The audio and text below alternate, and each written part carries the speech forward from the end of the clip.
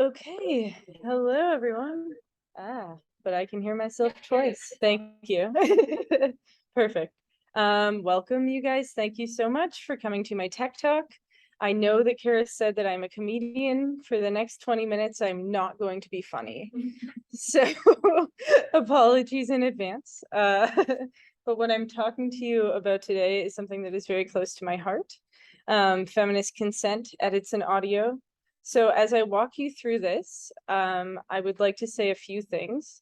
The first is I would like to acknowledge the previous and ongoing research of Doctors Deanna Fong and Karis Shearer, whose work on feminist ethics of care and consent, as well as the invisible care work of women in communities of research and practice, has been ongoing for years, and all of which has led directly to this presentation. Their expertise in feminist ethics of care as an archival practice has guided my work as a research assistant, and informed the practical edits that I created and that I'll be showing you through the use of sound editing software, which I'm very excited about. I also want to note that I previously presented on this topic at the Spoken Web Symposium at Concordia University in May of this year, where I showed a different version of a feminist edit. So hopefully for people who are tuning in a second time, this will be a newer experience for you. So for further information on this topic, Karis Shearer, Deanna Fong, and I are working together on a co-authored article that will look more deeply into feminist ethics of care as archival practice, and that is forthcoming soon, and we will let you all know. Okay, so let's get into what we're actually talking about. All right. There we go. So, privacy, consent, and feminism in the archives. This quote, we respect the privacy of the individuals who created or are the subjects of records, especially persons and communities who had no voice in the creation, transmission, disposition, or preservation of the records. Comes from the Association of Canadian Archivists Code of Ethics and Professional Consent, which was updated in 2017.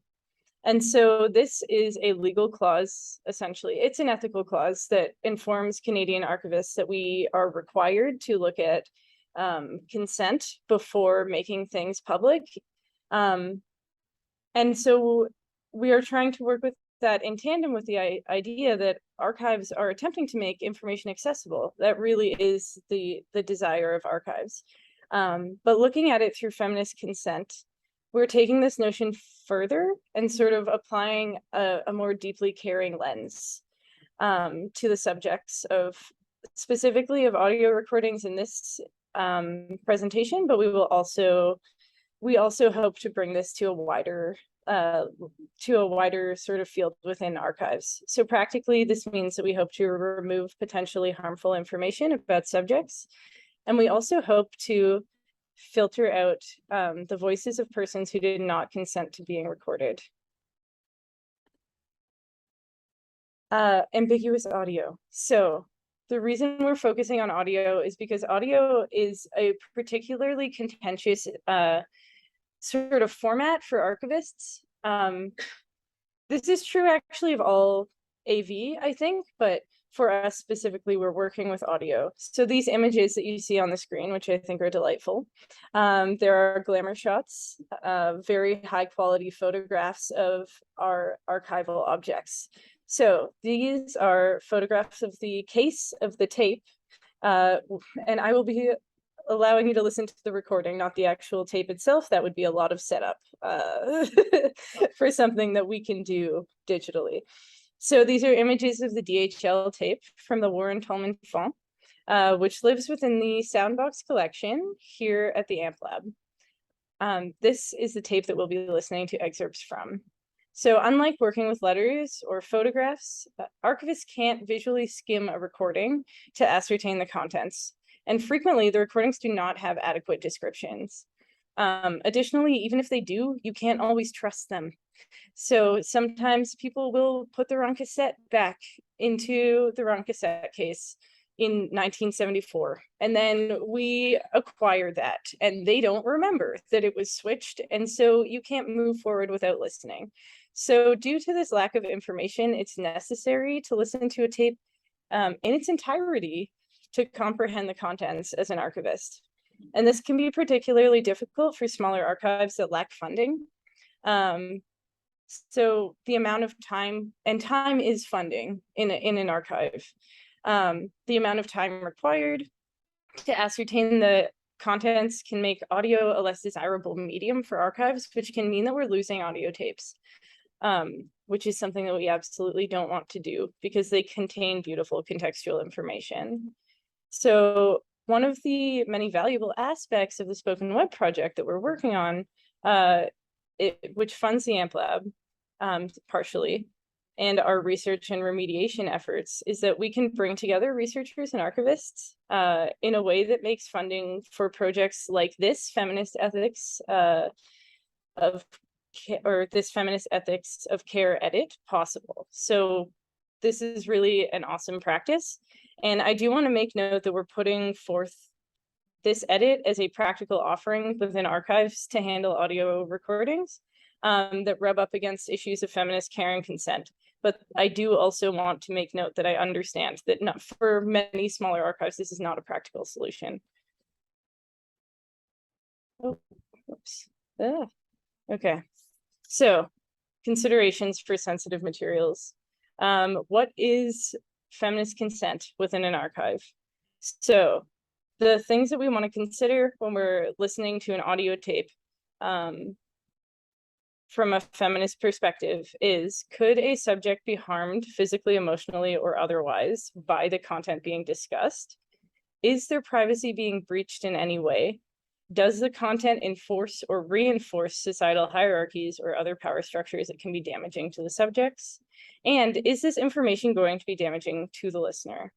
So these push archival audio considerations past legal consent and into the realm of feminist ethics of care. And while copyright may have been given to an archive at the point of object transfer, ethics considerations really can't stop there. Particularly in the case of literary archives, which this is a literary archive, the subjects of the recordings are often still living, which can put additional pressures on archivists and researchers to seek out consent and defer possible harm in order to maintain positive relationships with donors. We have also started brushing up against the question of how come once you're dead, we can talk about you? So these are questions that we will also be looking at as we move forward. And so I do want to make note that we will be showing you a sensitive recording and that great care was taken by Dr. Shearer to gain informed consent from all parties prior to making this recording public. So the recording will be historically contextualized in further detail as we move forward through the practical aspects of editing and using Audacity. Okay, this is the nerdy stuff that I really like. So I'm gonna try to make it fun for you. And even if it's not, I'm stoked. So apologies, I guess, to everyone. We are going to start at the third one down that says date_name_master access in brackets .wave. So the capitals date name are there in place of a naming convention. Every archive generally has their own. They're usually based on the title of an object or the font, and then the date on which it was acquired or recorded. So the importance of this master access file is that master access files cannot be edited. So they are saved as WAV files generally if you're using audio, because these are lossless, high quality files that are presumed to continue being computer readable, even as other sort of file preferences change as we move forward. So, you know, Blu-ray stopped being a thing, but we can still use .mp4, that kind of like, we want to continue using this. People who saved their files on floppy disks thought that that was going to be accessible forever. I'm going to go ahead and tell you that a lot of floppy disks are just dying now with digital material on it that we can't access because people have stopped using those kinds of files. So it's very important to maintain files that are lossless and that are presumed to be available in the future. As you can see under the master access file, we have user access. So user access files can be edited. You still want to save them as an edit copy for transparency. They are saved as slightly lower quality, usually in MP3, because this requires less space and it makes them shareable more easily to researchers and other people you're working with. If you are working on editing and making something more listenable, there are many different types of edits that we can do. I'm focusing on feminist consent edits, but I've done a lot of edits that just allow researchers to better understand the tape. And in order to keep notations with their corresponding files, we want to maintain the same name. So you'll see that all of the files in this folder have the same name, date_name, and different, in the parentheses, different like important filing information. So as you can see, the top one is the FC_edit2. That is my second feminist consent edit.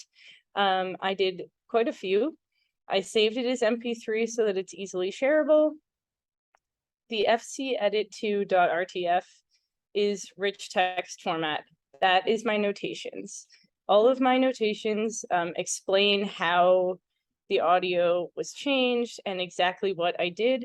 This does not necessarily mean that the edits can be undone. A lot of things done using Audacity are irreversible. The reason why I do this is to allow the researcher to be more informed about what happened to the tape and to allow for transparency. All right, so this is Audacity. Oh, cool. I just realized I'm also gesturing towards the correct size for the Zoom people. If there's anyone watching, this is Audacity. I use it because it's free and open source, which makes it available to smaller memory institutions. So this means that any offerings or theoretical edits that we create here in the AMP lab can be mimicked by institutions who may not have the funding required to pay for subscriptions to Adobe sound editing software, that sort of thing that requires sort of a higher level of income going towards your institution. It's easy to use. To me, I find it intuitive. I don't know that that's true for everyone. I also have chosen to use version 3.1.3. It has the correct preset for vocal isolations, which is what I needed. It also, the newer versions have some changes to their laws surrounding data.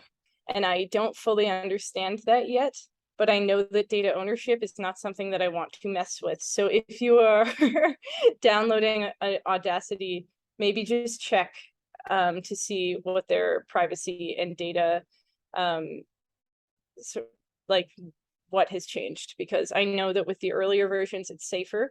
I also do know that you can download versions of Audacity that are so old that they will work with Windows 7. Like that is still available to you. So if you're an older institution and you still have old copies of Windows and that's what you're running on, Audacity is accessible to you. Sorry, I know I oversold it. I love Audacity. So, issues in the editing process. I really want to hit home to everyone who's listening that master access files are very important and cannot be changed. Even if it makes it really difficult to understand what the speaker is saying. And there are a few reasons for this. The first and most important one, or the one that I like the most, I guess, is it the most important, is that ambient sounds give us context. The sound of a car going by, the sound of how far or close people are to the microphone, even how bad the sound quality is. These all give us contextual ideas of what was going on with the recordist at the time. And maybe even who they were. If you have a terrible, terrible tape recorder that is about to break and that's held together with Scotch tape and the sound is horrendous, that tells you something about the person who's recording the tape. And so you have to maintain that file, even if you are planning immediately on making an edited version so that you can actually understand what they're saying. It also is important for maintaining, like, for showing labor in the editing process. So if you listen to an edited tape and never hear the original and don't have annotations, how do you know what work was done? That work becomes invisible. Okay, so these are my notations. This is why notation is so important, and this is what it is. As you can see, my name is at the top. This is important. My labor now as an archivist, as an archival editor, is visible. The amount of work that's required to do something as simple as vocal removal is expressed plainly, and that makes the intervention of the archival worker plain to anyone who accesses the audio file. So as you can see, this notation maintains archival transparency. It shows feminist ethics of care, as you can see that a lot of care went into this edit. It shows researchers and listeners how and where consent edits occur on edited copies of digitized archival recordings, and it makes labor visible through documenting the process and the name of the editor.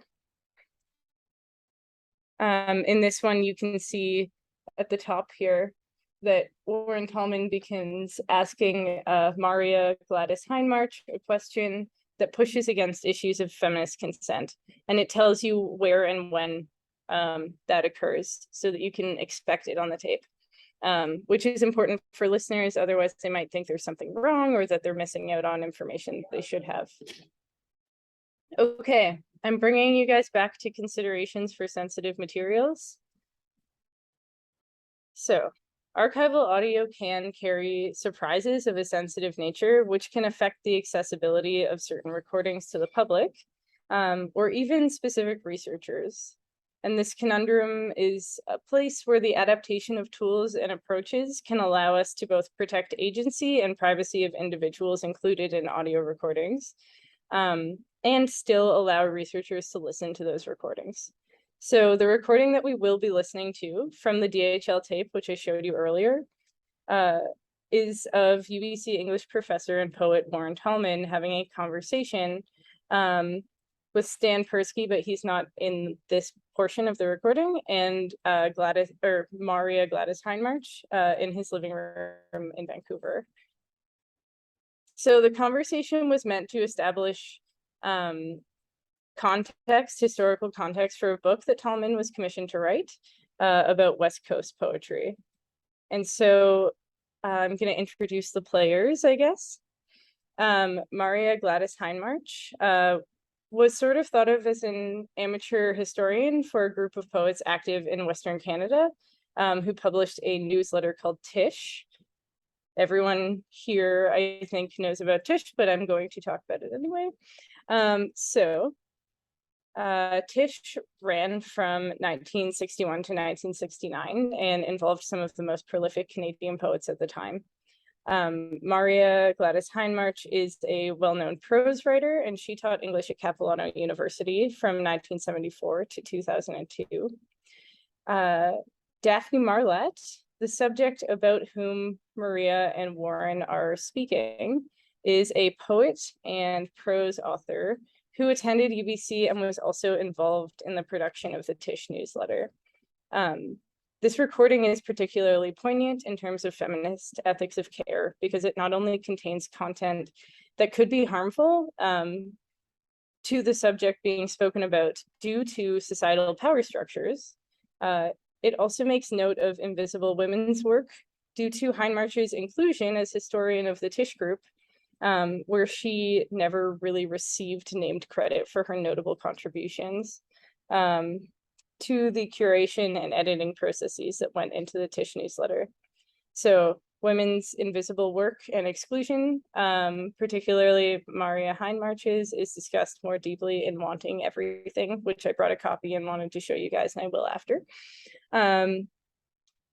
which has Maria Gladys Hindmarch's collected works and was edited by Deanna Fong and Karis Shearer. And if you're interested in that, it's something you should definitely take a look at. Okay, finally, you guys, we get to listen. So this is the original audio. This is not the consent edit. Before we listen to an excerpt of the recording, I do want to make note once again that consent was given by all parties. And in spite of being within our legal rights to share this, Dr. Shearer still has continued to return to the parties and ask repeatedly for consent. Consent is something that is ongoing with this recording. It's not something that you get once and that's it forever. Okay, so the types of consideration that were involved in seeking personal permission and making sure that all parties involved have a full grasp of the audio they are signing off on really embodies what was meant by feminist ethics of care. So while we do have permission to share this recording as it exists, the following edit that we will listen to after this is sort of looking to answer the question, what if we weren't allowed? What if we weren't allowed to share this with you? So here is the original audio. I want you to consider feminist ethics of consent and considerations for sensitive materials while you listen. Now, one thing I'm curious about, just as kind of background, were Frank and Daphne ever lovers, or no. She strictly didn't see anything in him, and he was just over? Daphne at that time, high school sweetheart, was in Spain, was in Europe, and then, And she was focused Daphne on, was never particularly taken by, like she's become much more friendly with Frank 2 years after her marriage than she ever was. It was quite a strain, because suddenly this big guy, in terms of the writing world, was focused on this fresh chef, totally focused. Her whole like right, and the more she didn't want to be with him, that like the more he wanted to be with her, because it was like a gas, which she had a poem about. She offered Gatsby, that it was his image of her that he was in love with. He created her, and he also unintentionally created her for most of the other people present, because that was the her that they kept seeing through his eyes. That's literature, not real. You can see through Daphne through his eyes, rather than see Daphne through Daphne. But I would say that Bothwell and David Call saw Daphne through Daphne. So Frank Davy, I realized I didn't put his name in here, but was also a poet who was involved in the Tisch newsletter and the, oh my gosh, the Tisch conference, which I can't remember the name of right now. The Vancouver Poetry Conference, yes. And I suppose had been writing poetry before Daphne arrived. Although the idea that he created her really is why this is contentious. Those of you who have read Daphne Marlatt know that her work is amazing, that it is valuable, and that she did not require someone to create her, particularly not a male poet, to have people be aware of the majesty of her work. She wrote a book called Anahistoric that literally made me want to be an archivist. She is a magical author. now, one thing I'm sure. Okay, so this is a feminist edit. This is one of several that I created based on the work of Karis Shearer and Deanna Fong in order to hold space as a way of maintaining sort of feminist care within audio archiving practice. And so the notations and the silence that we were about to experience sort of work together to hold space for the conversation that took place, and that the researcher is not allowed to be privy to. So when you combine them, the silence and textual explanation tell a secondary story about feminist ethics of care, archival work, and the invisible being made visible. And I do want you guys to know that it is going to be silent for a while, and it's going to feel awkward when I play this, and that is part of it. And I want you to dig into it and get comfortable, because I'm replaying that clip with the contentious aspects removed. Now, one thing I'm curious about,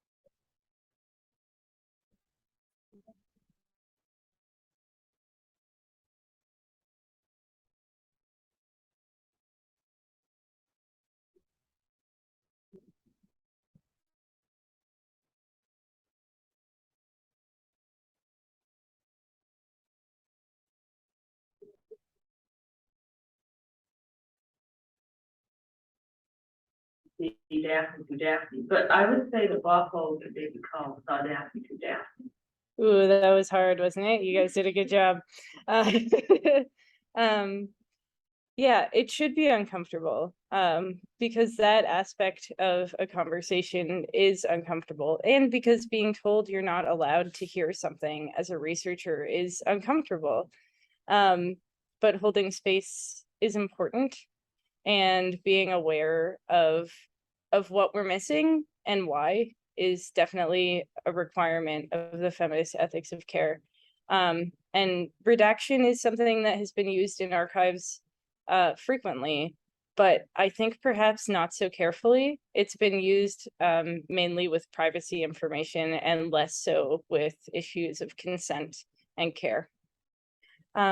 Before I move on to my final thoughts, I do just want to note that this kind of redaction work in audio recordings has also been done by a group called Indigitization, who partner with University of British Columbia and UNBC to facilitate capacity building in Indigenous information management. So if you are interested in learning about this from an Indigenous standpoint, I do encourage you to reach out to them because they've done amazing things.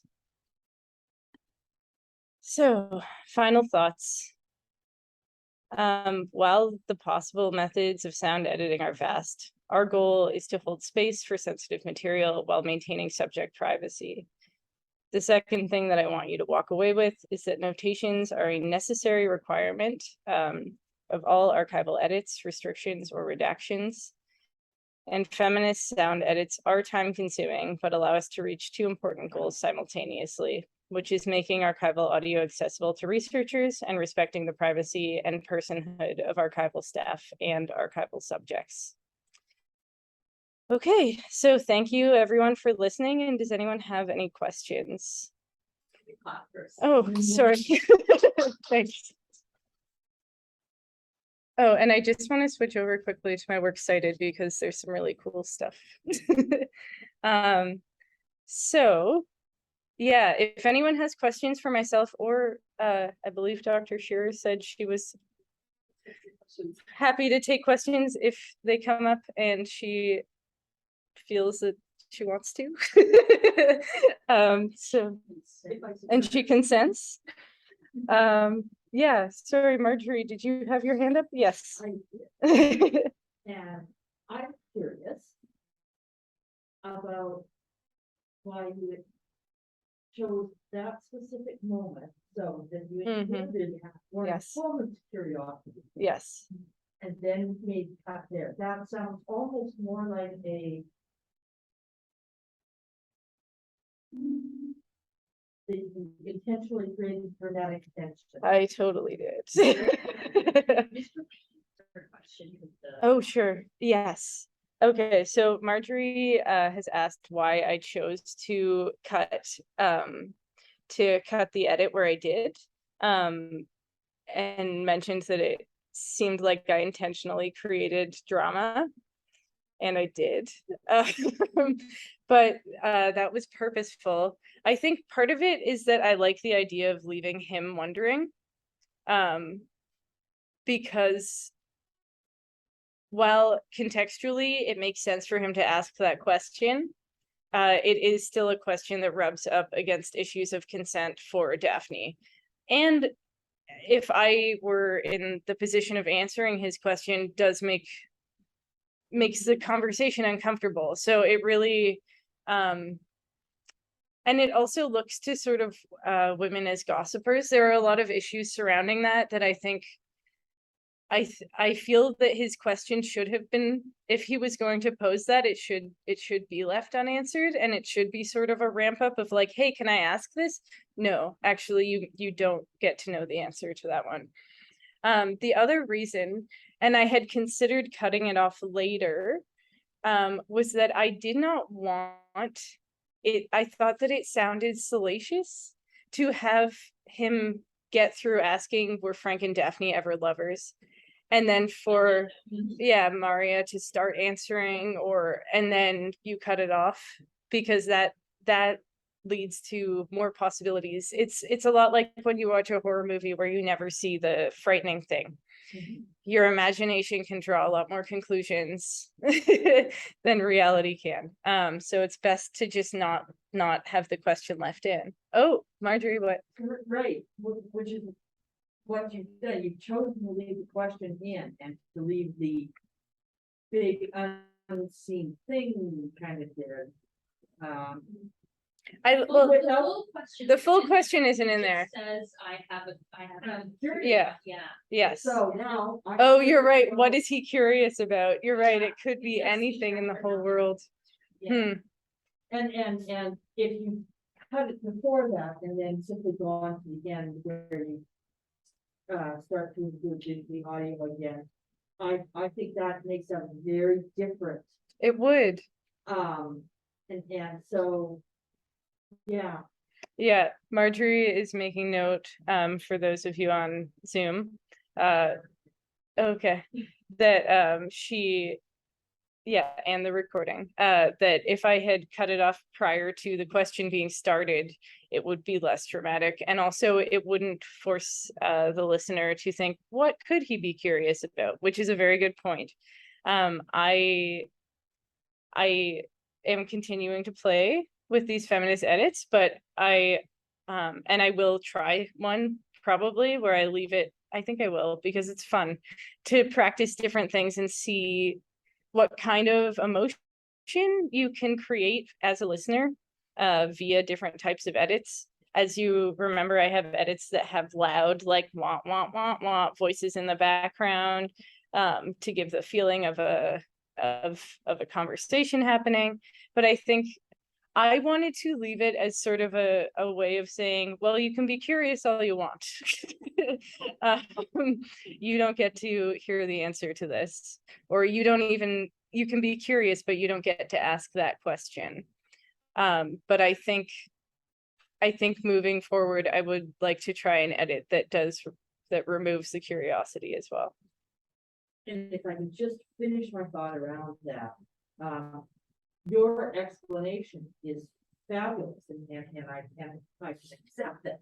But at that point in time, his statement, "I'm curious," Mm-hmm. then we don't have your statement about, "I've cut this off here," so that we are pushing that against his curiosity. We will though in the presentation of the conceptualizing. Okay. Eventually. Yeah, no, I agree. And actually you've got me thinking about the notations, because as an archivist, I've been doing it here's what I did. And I find sometimes that my brain does go that way, which is what's the practical aspects of everything I'm doing, without explaining the emotional reasoning behind it. Art to be like, there's the notation. Yeah. The interpretive statement, right? This is the editing of the preparation, the presentation of it. Yes. Yeah. A burning question. Million questions. No, I can start with though. So, I mean, I personally love that you keep in this question. And one of the reasons why I love it is because of an anxiety that I always have. The tension between consent and feminism is apparent. And then the way that narratives are able to circulate with like an appropriate amount of information to understand the context in which something's happening. And we edit out his question. In some ways, what we're editing out is violence. Yeah. Yeah, I know. That's my question. Yeah. And I'm not saying like we have done that. But No. When we're thinking about how we do that kind of archival recovery, and then specifically like how we circulate it, because obviously like it's still a master copy. Yes. But the circulation is where we make narratives about. If like Warren Tallman kind of gets this thing like a curious guy, but maybe not curious in a like particularly inappropriate way. If he gets to stay kind of neutral, it's not giving necessarily a full picture of like the reasons why these poets would not valorize for like it's because of these like these structures and these personal violence, and we lose the evidence for the enforcement violence. Yeah, no, that's a big question, and Yeah. it's something that I have grappled with, and it was also a big theme that came up at the symposium this year. Ariel Kroon did a collaboration presentation about something similar, where they were discussing the removal of hugely misogynistic articles from a specific college paper. I think it was U of A, but don't quote me on that. From many years ago, from a long time ago. I know. But they essentially said it was removed due to misogynist content. And then the discussion of, was that right? Should we be redacting that, came up.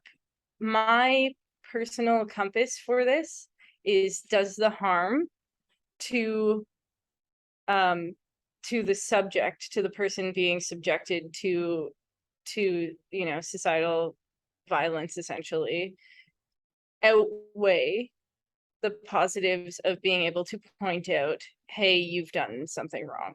And in many cases it does, from my perspective, based also on the idea that women tend to be more private.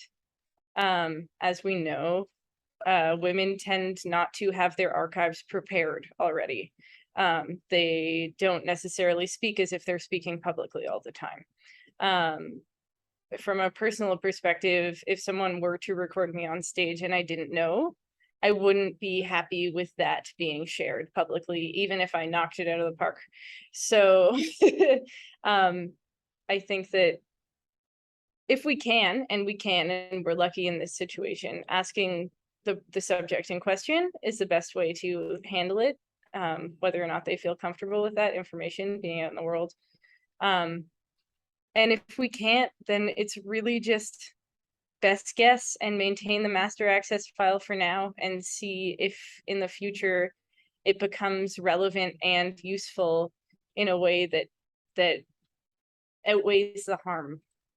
One of the things like what's guiding is returning agency to the people who didn't have agency. Yeah. In the way of history. And so one of the really interesting things that we about the work is that we're able to, in digital archive context, do things that are kind of, you know, traditional paper archival, you know, restrictions, and so on, that also create a presentation copy that has the contextual relation that allows us to sort of indicate exactly what you're saying without actually revealing the question, and to present it, you know, with those tools and contextual relation that doesn't destroy the original master access copy as well. And as time passes, these concepts change and make it. Yeah, it almost like ends up being like an endnote to this document, in that I love silence, first off. I have to disagree with you. I don't want any explanation without the artist in me. Like, you got to figure it out yourself. And then, of course, all of the many ways that then it's interpreted. But I do like this idea of what does the notation do, and how is that actually just another layer of editing. Yeah. Right? It's just another voice that comes on, removing some voices, adding your own. Your guys as well, which I think is really quite lovely. I love that you made us sit through the silence, and you should just stare at everyone when you do that next time. Just an invitation to really bring that awkwardness as fully home. I was already so shiny.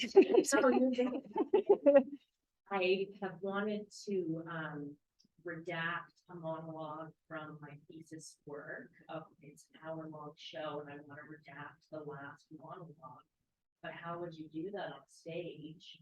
I would just redact my own monologue and sit there for 15 minutes in silence. So I would love to talk more with both of you about this redaction. And then that makes me think, because I am redacting a trauma testimonial that is too hard for me to perform over and over and over again. Where and when do you decide what to redact in terms of consent? Like, is this a conversation that happened prior with Daphne in which she said, I would like that redacted, or is this something that you are inferring or deciding needs to be redacted because of these feminist things in play? We gave Sarah this as an example. Just because we had already reached out to Daphne.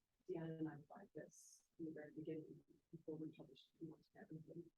And she took us Daphne to ask her how she felt about this particular observation. And she felt okay about it because it came up in the threshold about consent and the subject questions that Sarah sent me. And she reviewed it, she thought about it, and she said she was fine with it. So she has to come to this.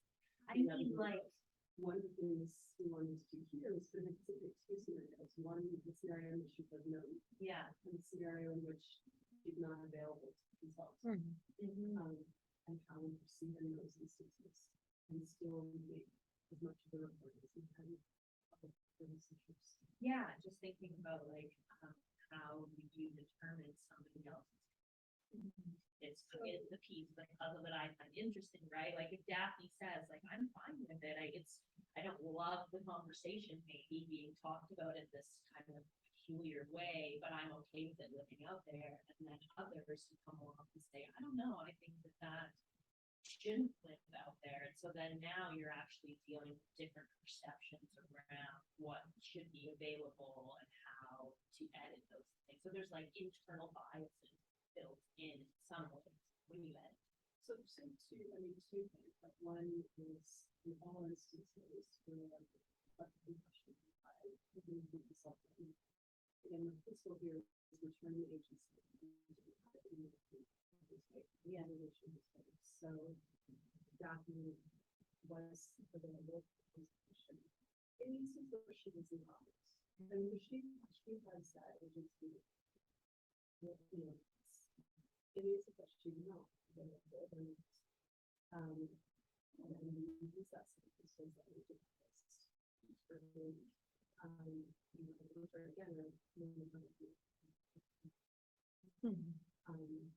make a call. And part of it is because, what happens if they were firing a bunch of letters to audio objects. You would do that work to make sure that they're has consulted with all the people who have a living, including individuals who have donated letters and have consent is prior to acquisition. Right? Because of the collecting practices of archives, these archives are already in the front. Yeah, so they're just taking them archives and they're just giving them. And so the consent practice is many years. There's also a lot of labor in doing the consent work, and it's definitely less feminist work. It also means in some instances, I have things for people that have really close relationships with and figure out, with clients kind of to that threshold for confidence. Because that's going to be the daily plus to listen to Yeah. Basically, so the conversation that we have when we're having talks talk about this and practices well as like about artists. About the active talks and listening why versus the papers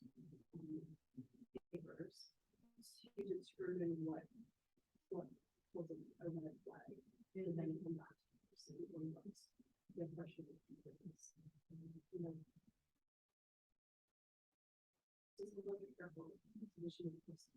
Erin, are you muted? That's a bummer. It is, I know, I just.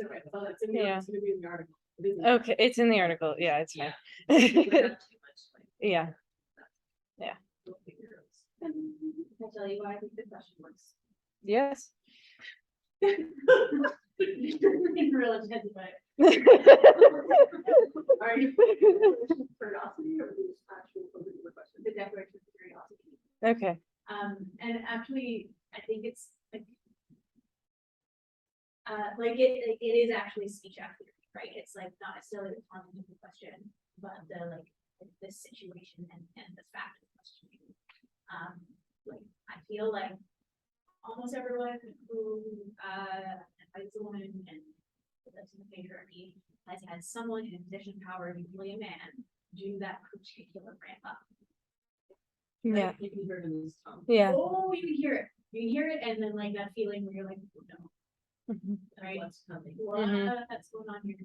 And you don't know that it's gonna be just like something kind of like inappropriate. It's like you don't know if you get your like, how do I laugh this off? Mm. Defense mechanism ready, or you get your like, what kind of danger am I in? That phrase, like, thing I've always wondered about has often come along with like, oh, this is like you're gonna touch me. Yeah. Yeah. Or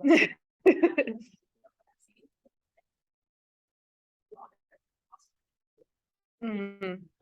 that ramp up is always long, it's going to harm to, and so in some ways, you're, but that particular edit, allows the listener, whatever subject position that they are in, to fill in the feeling of that, not the actual question, but the feeling of that speech act. And their location within that speech act. Mhm. It's different depending on who is listening to it. I think you can say that, like, you know, there's redactions made. Mute yours and I will unmute. I can't see my mouse at all. Say So that there's redactions made owing to intrusive questions, intrusive questioning on Tolman's part. It's not really that different. Finding aids.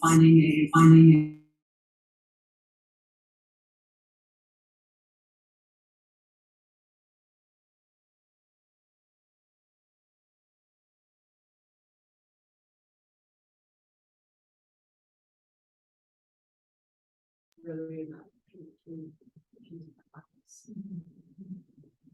So it does the work of registering to also providing additional context.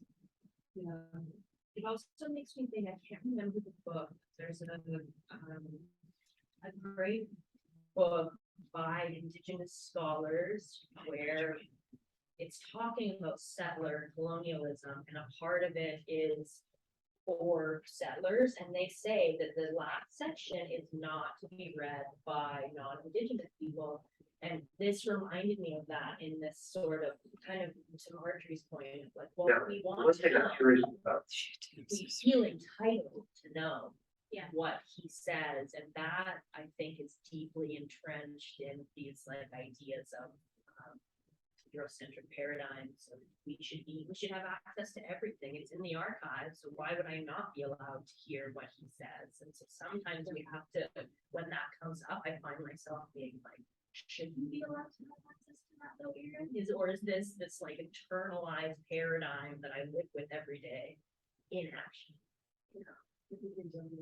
Yes. Yeah. And how willing are you able to resist that urge Mhm. to try to find it? Like you were saying, the master still lives there. Right? Yeah.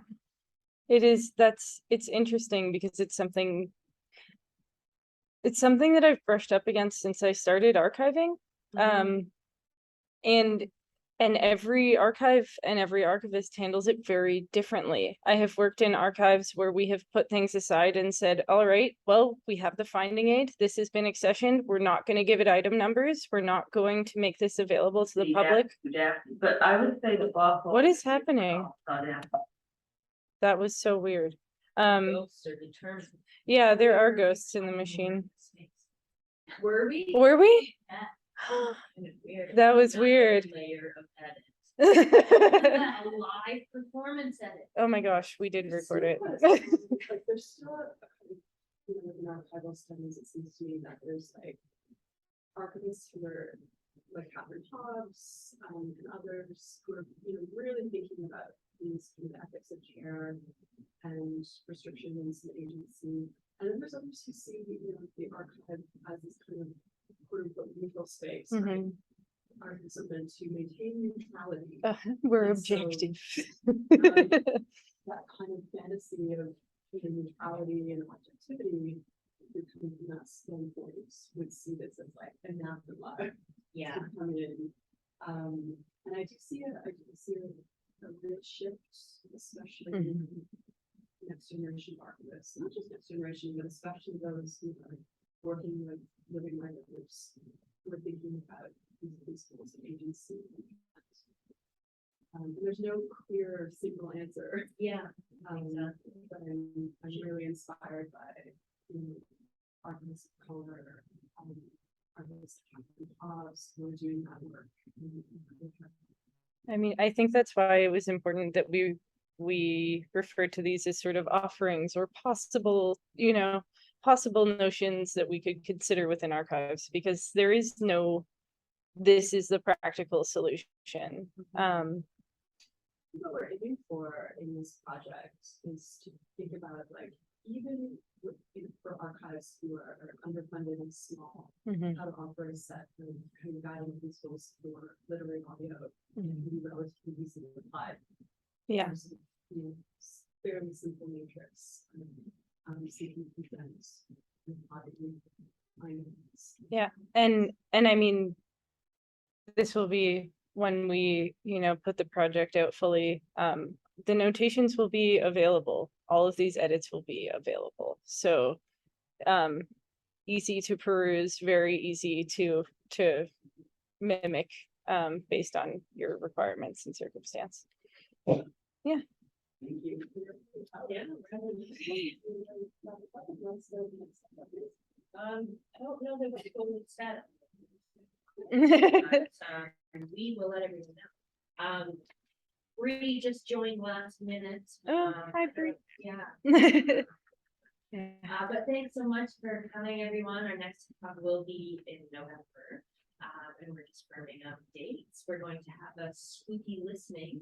We're going to do some fun reading and things on the 28th, which is a Friday from 12 to 1. And then on November 8th, we have an epic reading. So we'll have a 4-hour reading session here with Juan playing, guiding it with all of the work by people.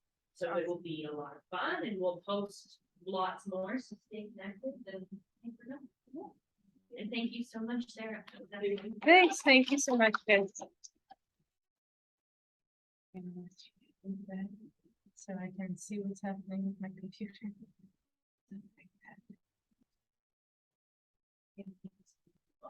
It's it's not gonna do the thing. It's just not letting me have a mouse, but it's changing slides.